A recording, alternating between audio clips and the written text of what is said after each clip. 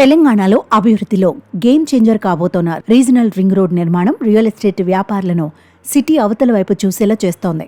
ఇప్పటికే హైదరాబాద్ చుట్టూ నిర్మించిన ఔటర్ రింగ్ రోడ్డుతో నగర శివారు ప్రాంతాల్లోని భూములకు భారీగా డిమాండ్ పెరగడంతో రియల్ ఎస్టేట్ వ్యాపారులు భారీగానే లాభాలు గడించారు. అయితే ఇప్పుడు రీజనల్ రింగ్ రోడ్డు వస్తుండగా రోడ్డు వెళుతున్న ప్రాంతాల్లో భూములకు మంచి డిమాండ్ పలుకుతోంది.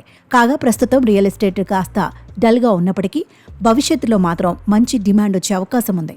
దీంతో రియల్ ఎస్టేట్ వ్యాపారులు రీజనల్ రింగ్ రోడ్ జంక్షన్ల వద్ద భూములను కొనేసి పెట్టుకుంటున్నారు.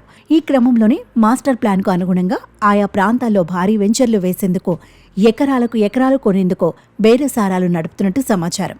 అయితే రీజనల్ రింగ్ రోడ్ లాంటి ప్రాజెక్టు పట్టాలెక్కి పూర్తి చేసేందుకు కనీసం 10 ఏళ్లైనా పడుతుంది. అందుకే ఇప్పుడే భూములు కొనేసి పెట్టుకుంటే ప్రాజెక్టు పూర్తయిన నాటికి ఊహించని లాభాలు వస్తాయనే ఉద్దేశంతో భూములు కొనుగోలు చేస్తున్నట్లు రియల్ రంగ నిపుణులు చెబుతున్నారు.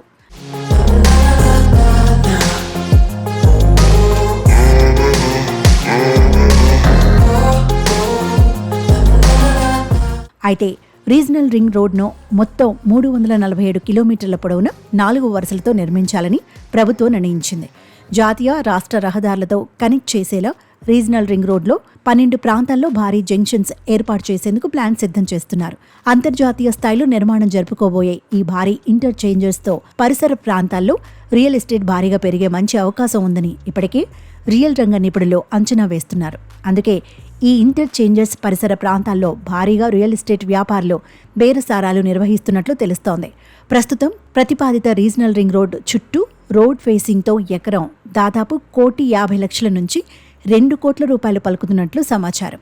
ఇక విజయవాడ హైవే, ముంబై హైవేల వైపు ఉండే ఇంటర్చేంజర్స్ దగ్గర ఎకరం సుమారుగా 3 కోట్లకు చేరుకుందని రియల్ రంగ నిపుణులు అంటున్నారు.